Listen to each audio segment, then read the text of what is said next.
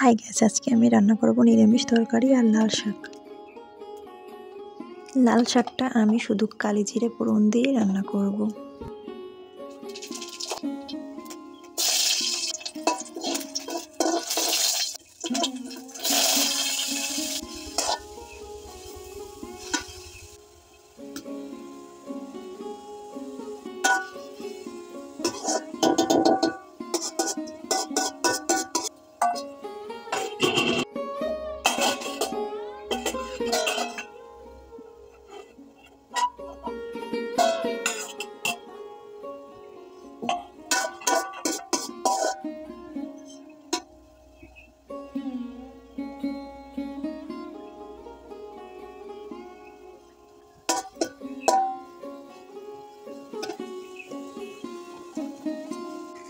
লাল শাক রান্না করা শেষ, এখন আমি তরকারিটা রান্না করব।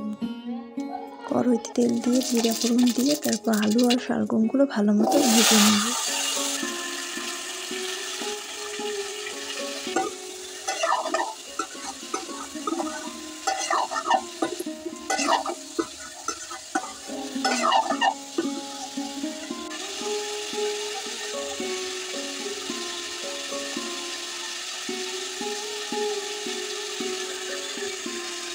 এখন এর ভিতর দিয়ে দেবো লবণ, হলুদের গুঁড়ো, মরিচের গুঁড়ো, জিরার গুঁড়ো আর ধনিয়ার গুঁড়ো আর 2টা তেজপাতা।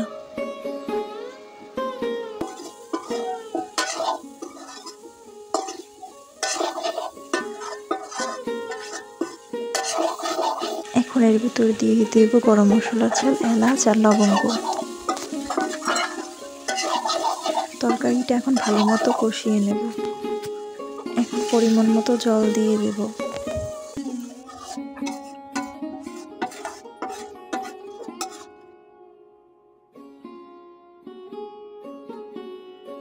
তরকারিটা ভালো মতো ফুটে উঠলেই নামিয়ে নেব।